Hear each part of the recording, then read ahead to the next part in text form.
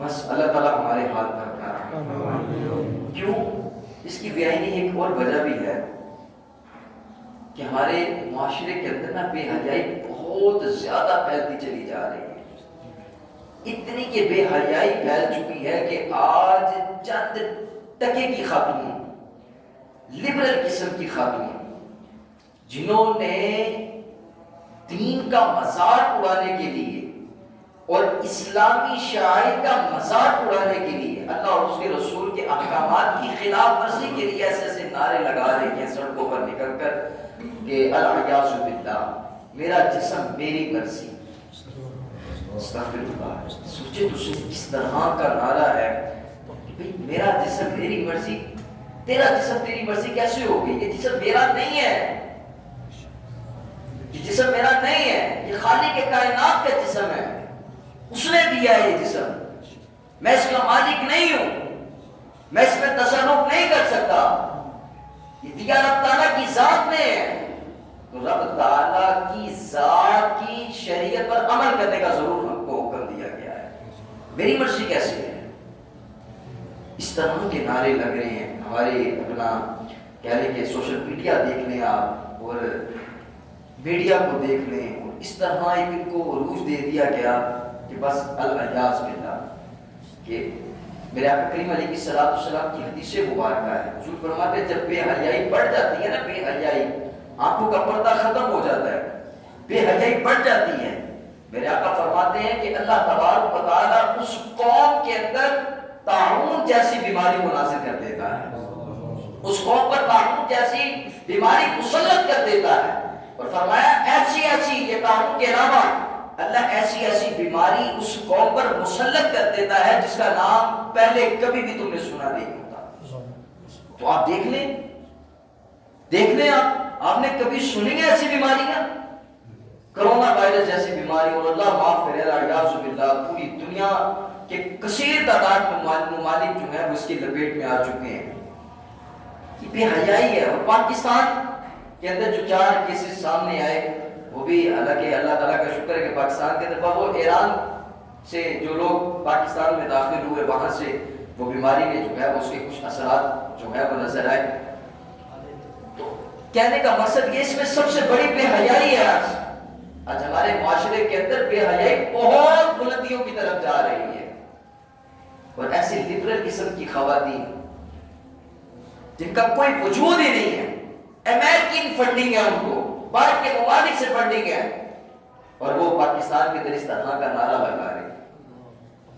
خدا کی قسم، اسلام تو خدا کی قسم جس قدر عورت کو حقوق دیتا ہے نا، جس قدر اسلام عورت کو حقوق دیتا ہے، پوری دنیا کے تمام مذاہب کے ساتھ اسلام کا تقابل کر لے آپ، اسلام آپ کو سب سے الگ نظر آتا ہے، جو سب سے زیادہ عورت کو حقوق عطا کرتا ہے، سب سے زیادہ عورت کو حقوق عطا کرتا ہے۔ عورت کیا ہے؟ اسلام کے اندر عورت خدا تعالیٰ کی بڑی نعمتوں میں سے ایک نعمت ہے۔ عورت، اسلام کہہ رہا ہے عورت انسان کی زندگی کی آبادی اور دینداری میں تقریباً مردوں کے برابر شریک ہے۔ یہ کون بیان کر رہا ہے؟ اسلام بیان کر رہا ہے۔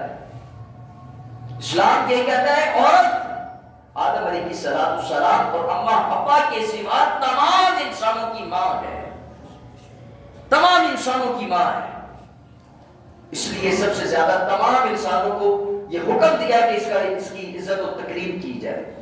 اسلام کی عورتوں کے حقوق کو بیان کرتا ہے، ان کی عظمت و شان کو اسلام بیان کرتا ہے۔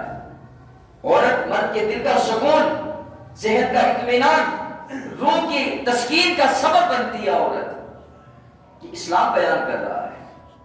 اٹھ کر چند افراد سڑکوں پر اٹھ کر اور اس طرح کے نعرے لگائیں کہ میرا جسم میری مرضی، خدا کی قسم میں کہتا ہوں کہ تو مرنے کا مقام ہے۔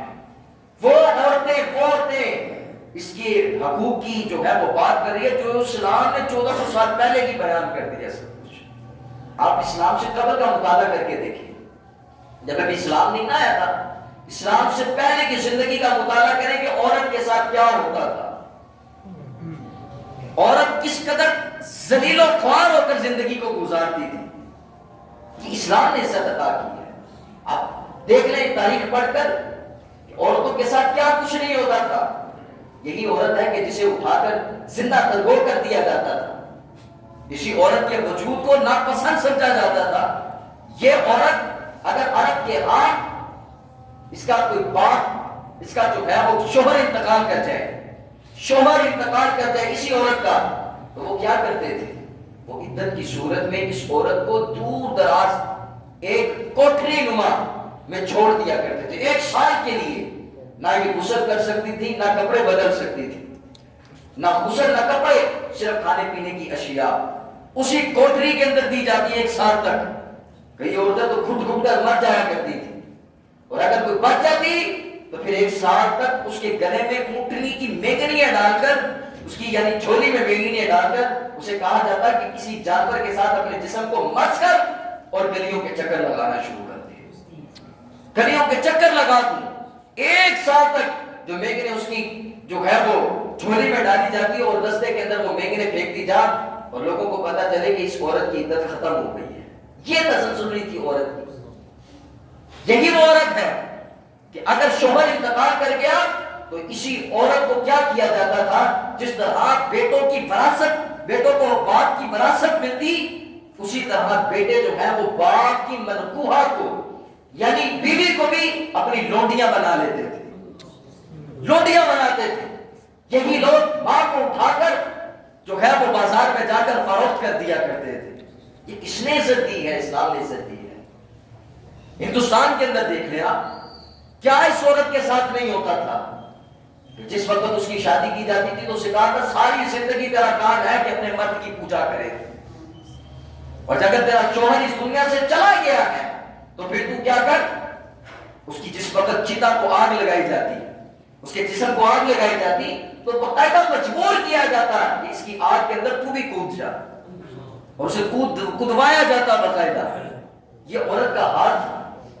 آج وہ لوگ باتیں کر رہے ہیں کہ میرا جسم میری مرضی. خدا کی قسم جتنی عزت و تکریم اسلام نے دی ہے اس سے پہلے کبھی کسی نے اتنی عزت و تکریم نہیں دی. باپ کی وراثت سے کوئی حصہ نہیں ملتا تھا. شوہر فوت ہو جائے کوئی حصہ نہیں اس بیوی کو ملتا تھا. اس عورت کو یہ کس نے حصے دیے ہیں؟ یہ اسلام نے حصے دیے ہیں. اسلام نے عزت و تکریم دی ہے عورت کو، اور اس قدر زیادہ عزت و تکریم دی ہے کہ کہیں اور دین کے اندر آپ کو اس طرح کی عزت و تکریم عورت کے حوالے سے کہیں پر نظر نہیں آئے گی. دیکھیں عورت اگر بیٹی پیدا ہوتی ہے مسلمان کے گھر میں تو وہ باپ کی لاڈلی ہوتی ہے، ماں کی لاڈلی ہوتی ہے. ماں باپ سے محبت کرتے ہیں، اشار کرتے ہیں، اس کے اوپر کوئی پابندی نہیں. وہ کھیلتی ہے، پھولتی ہے، کھاتی ہے، پیتی ہے، سوتی ہے، اس کی پرورش کی جاتی ہے. پرورش کرنے کے بعد جس وقت بلوغت کی عمر کو پہنچ جاتی ہے، میرے آقا کریم علیہ السلام کی حدیث مبارکہ ہے، میرے آقا نے فرمایا کسی کی 1 بیٹی یا 2 بیٹیاں ہو اور ان کی اچھے طریقے سے پرورش کرے، اچھے طریقے سے پرورش کرے.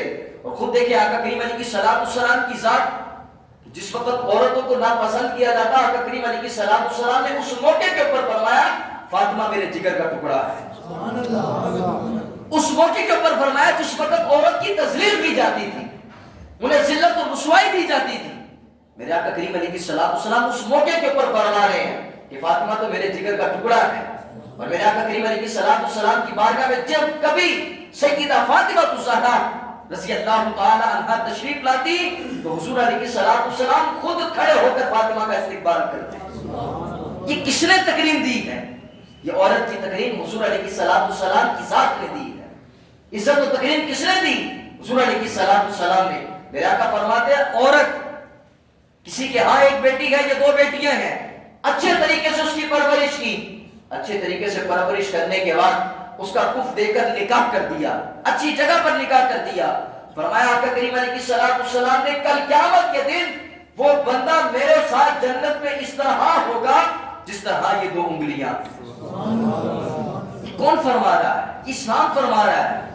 یہ مذہب ہمارا بتا رہا ہے عورت کی عزت و شان کہ اگر آپ عورت کے ساتھ اچھا سلوک کریں گے تو دنیا میں بھی اللہ تبارک و تعالیٰ عزتیں عطا کرے گا، اور آخرت میں بھی رب تعالیٰ جو ہے وہ تمہیں سرخرور رکھے گا. یہ کون بتا رہا ہے؟ یہ دین اسلام بتا رہا ہے. آج اٹھ کے چند افراد، چند ٹگے کے لوگ اسلام کے اوپر تان و تشریح کریں اور اس طرح کی باتیں کریں کہ اسلام نے عزت نہیں دی، اسلام نے عورت کو حقوق نہیں دیے. اللہ اکبر. اس قدر حقوق جو اسلام نے عطا کیا وہ کسی اور دین نے عطا ہی نہیں کیے. آپ دیکھیں جس وقت شادی ہو جاتی ہے عورت کی، بچپن سے لے کر بلوغت کی عمر تک، شادی تک کس کی ذمہ داری ہے؟ ماں باپ کی ذمہ داری ہے عورت کو پالنا. بیٹی کی ذمہ داری کس کی ہے؟ ماں باپ کی ذمہ داری ہے اس کو پالنا، اس کو بڑا کرنا. پھر اس کے بعد دیکھیں جس وقت شادی ہوگی اب کس کی ذمہ داری ہے؟ اب مرد کی ذمہ داری ہے. اس مرد کی ذمہ داری ہے کہ وہ اپنے شوہر کے نام و نفقے کا خیال کرے، اس کے کھانے پینے، اس کے پہننے، اس کے گھریلو معاملات کے حوالے سے کون خیال کرے؟ مرد کی ذمہ داری ہے. عورت کو ایک حفاظت عطا کی اللہ نے. میرا کام ہے گھر میں رہنا، گھر کے معاملات کو دیکھنا، اور مرد کی ذمہ داری لگا دی کہ تو باہر جا اور کما کر لا کر گھر میں دے. یہ مرد کی ذمہ داری ہے. ہم تو اس معاشرے کے فرد ہیں.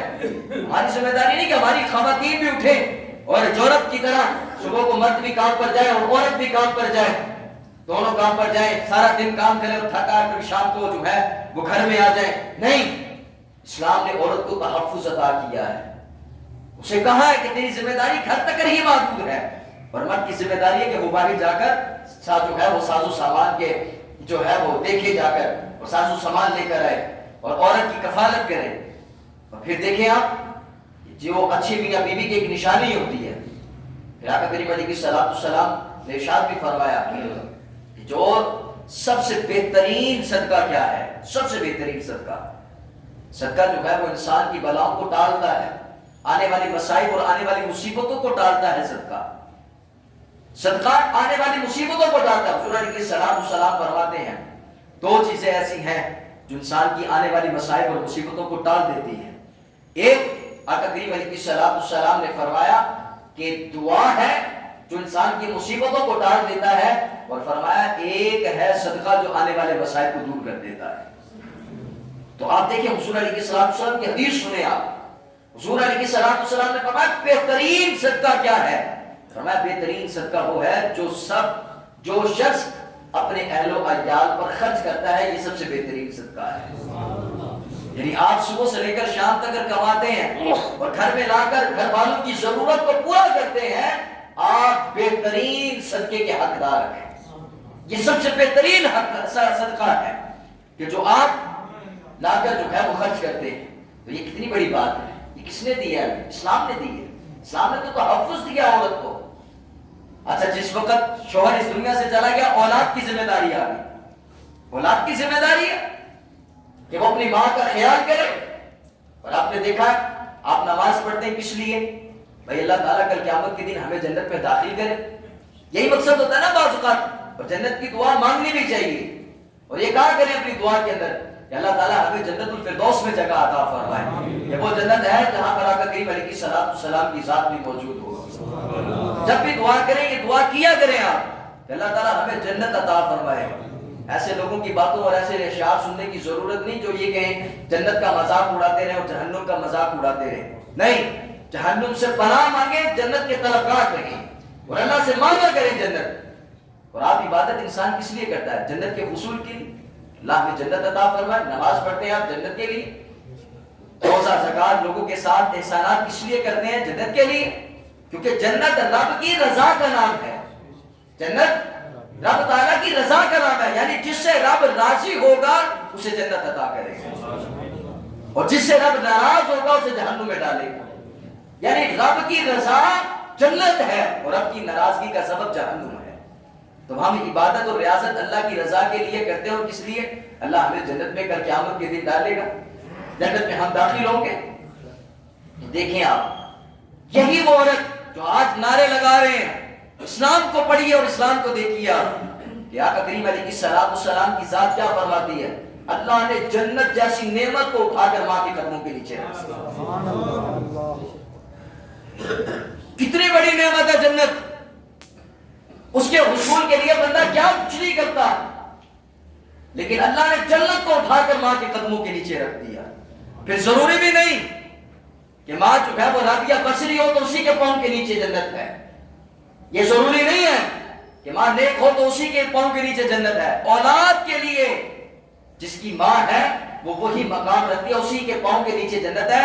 بے شک وہ جو ہے وہ ٹھاکیاں لگانے والی ہی کیوں نہ ہو ماں, اس کے پاؤں کے نیچے بھی جنت ہی جنت ہے.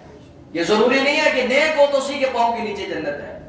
اولاد کے لیے یہی حکم ہے کہ وہ اپنی, بے شک اس کی ماں بد کردار کیوں نہ ہو, لیکن اس کے لیے وہ جنت ہی جنت ہے. اور یا کریم علیہ السلام نے کر کے دکھایا. یہ حضور علیہ السلام کا فرمان ہے. یہ کون حقوق بیان کر رہا ہے؟ اسلام حقوق بیان کر رہا ہے عورتوں کے. یہ اسلام نے اس عورت کو جس قدر عزت عطا کی ہے, اس سے پہلے کبھی اتنی عزت عطا نہیں کی گئی. آپ دیکھیں وراثت کے اندر سے پہلے باپ چلا جاتا تھا تو بیٹیوں کو حصہ نہیں ملتا تھا, شوہر چلا جاتا تھا تو اس کی ملکوہا کو جو ہے وہ حصہ نہیں ملتا تھا. یہ کس نے حصے دیے ہیں؟ کس نے حصوں کو مقرر کیا ہے؟ اللہ تعالیٰ نے صرف اور صرف ایک ایسی چیز کو اللہ نے مفصل انداز سے قرآن میں بیان کیا ہے, وہ حق وراثت ہے. اللہ نے قرآن میں وراثت کو بڑے آسان انداز سے مکمل تفصیلاً بیان کیا ہے. نماز کو اللہ تعالیٰ نے اتنا نہیں بتایا, اقیم الصلاۃ کا حکم دیا اللہ تعالیٰ نے, لیکن جس طرح ہم پوری نماز پڑھتے ہیں, پورا طریقہ کرتے ہیں, یہ تو حضور علیہ السلام کا طریقہ کار ہے, حضور کی سنت مبارکہ ہے, حضور نے کر کے دکھایا ہے. لیکن وراثت واحد ایک ایسا عمل ہے کہ اللہ تبارک و تعالیٰ نے قرآن مجید فرقان حمید میں مفصل انداز سے بیان کیا ہے. تو یہ کس نے حقوق دیے ہیں سامنے سے بخار؟ عورت کو اسلام نے دیے ہیں. اسلام جیسا دین کہیں پر بھی نہیں ہے. آج یہ جو منہ اٹھا کر باتیں کرتے ہیں, میرا جسم میری مرضی, میرا جسم میری مرضی, اور اپنے حقوق کے حوالے سے جو ہے وہ سڑکوں کے اوپر آتے ہیں, نہیں سامنے سے بقا. یہ اسلام کا معیار نہیں ہے ذرا برابر بھی. اسلام نے عورت کو تحفظ دیا ہے, ہر حوالے سے تحفظ دیا ہے. اسلام کے اندر عورت کی گواہی کو کیا کہا گیا ہے؟ نصف. مرد کی ایک گواہی, اگر دو عورتیں ہوں تو پھر اس کے ساتھ اس کی گواہی کو تسلیم کیا جائے. عورت ایک ہو تو اس کی گواہی کتنی ہے؟ آدھی. کیوں؟ دیکھیں کتنی حکمتیں ہیں اس کے اندر. اگر پوری گواہی رکھ دیتے تو آج جو ہمارے عدالتوں کے اندر جو لوگ گواہ ہوتے ہیں ان کا حال کیا ہو رہا ہے؟ ذلیل و رسوا ہوتی رہتی ہیں عورتیں. کسی کے متعلق تم گواہی دے کر دیکھ لو, تمہاری لڑائیاں شروع ہو جائیں گی, فساد شروع ہو جائیں گے, جنگیں شروع ہو جائیں گی. اسلام نے تو تحفظ دیا عورت کو کہ وہ ایسے جھنجٹ میں پڑ ہی نہ سکے, وہ ایسے معاملات کی طرف اپنی زندگی کو گزارے ہی نہ, وہ ایسے جھنجٹوں میں نہ پڑے کہ کسی کے متعلق جا کر گواہی دے, کل کو اس کا قتل ہو جائے. ہوتا نہیں ہے ہمارے معاشرے کے اندر, ہوتا ہے. اسی وجہ سے اسلام نے اس کی آدھی گواہی کو جو ہے وہ ذکر کیا ہے. یہ عورت کا تحفظ ہے, عورت کو ان جنجالات سے پاک کیا ہے, اس بے رغبتی کی زندگی سے اسلام نے دور کیا ہے عورت کو. یہ عورت کا معیار ہے. اٹھ کر باتیں کرنا عورت کے نہیں, عورت کے حوالے سے عورت کے حقوق دو, عورت کے حقوق دو, مجھے نہیں سمجھ آتی اس بات میں. جس قدر آسان انداز سے اسلام نے جو حقوق بیان کر دی, یہ تھوڑے حقوق ہیں. اسلام آقا کریم علیہ السلام کی ذات نے جس قدر تفصیل کے ساتھ حضور علیہ السلام نے عورت کی ذات کو اور اس کے مقام اور مرتبے کو بیان کیا ہے, یا کہ کیا یہ تھوڑی بات؟ حضور علیہ السلام نے اپنی ازواج کے ساتھ محبت کر کے دکھائی ہے. لیکن عرب میں اسلام سے قبل کیا تھا؟ عورتیں کیا کرتی تھیں؟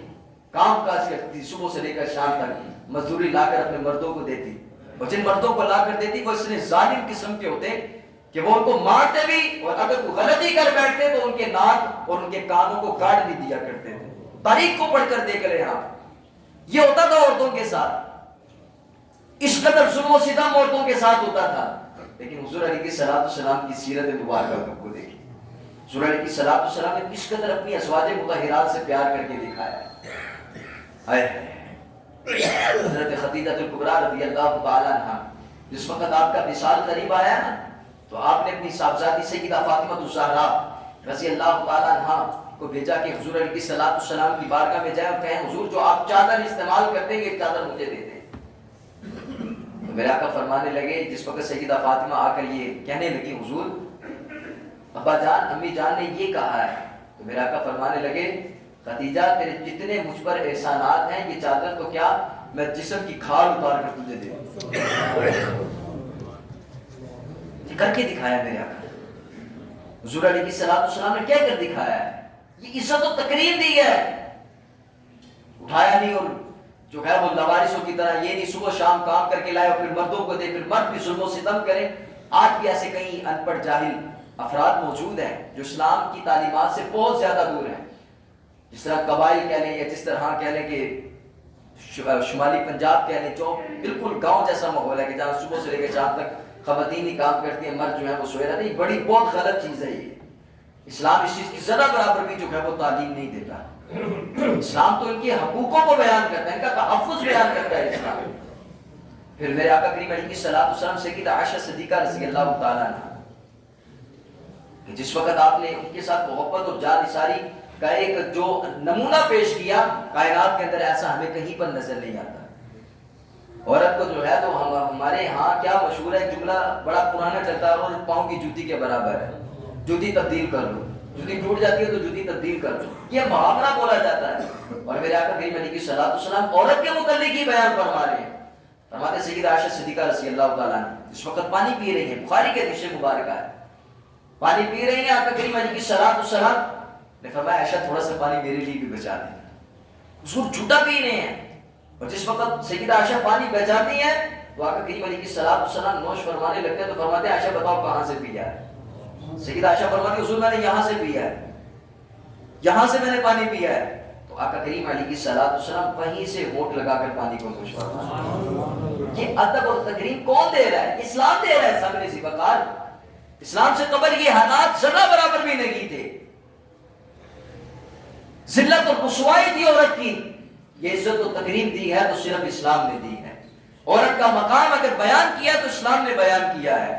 یہ لبرل قسم کی آنٹیاں اور اس طرح کی جو باتیں سڑکوں پر لا کر نازیبا قسم کے پوسٹر اٹھا کر جو اسلام کے خلاف مہم چلا رہی ہیں, اللہ تعالیٰ انہیں نیست و نابود فرمائے.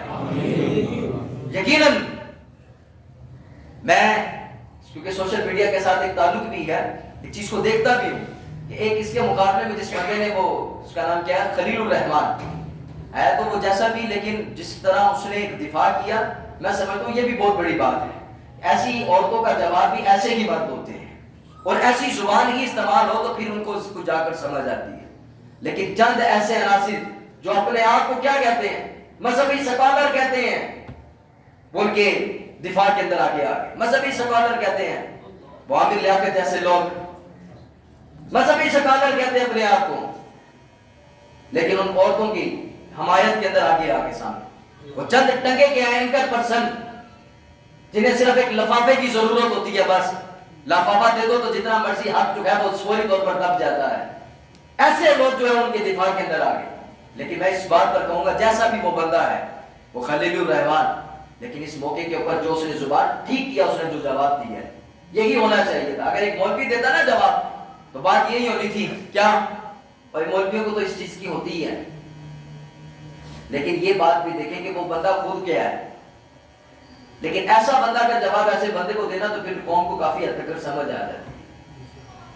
ایسا ہی بندہ ایسے بندے کو ٹکرے تو, لیکن ایسے ہی جو جن کی میں مذہبی سکالر اپنے آپ کو جو یہ عامر لیاقت جیسے لوگ کہتے ہیں اور ایسا دفاع کر رہے تھے, اللہ اکبر, میں ایسی زبان استعمال نہیں نہ کر سکتا. لیکن کم سے کم یہ بات ذہن نشین رکھیے گا کہ اسلام نے جس قدر عورت کو مقام عطا کیا ہے, پوری دنیا کے اندر جتنے بھی مذاہب ہیں تمام کے ساتھ آپ تقابل ادیان کر لیں, تمام کے ساتھ تقابل کر لیں تو آپ کو واحد اسلام نظر آئے گا جو سب سے الگ تھلگ اسلامی اپنا عورت کے حقوق کو بیان کرتا ہوا نظر آئے گا. دعا ہے اللہ رب العزت کی بارگاہ میں کہ اللہ تعالیٰ ہمارے ملک کو ایسی بے حیائی سے محفوظ فرمائے. آمین. آخر دعوانا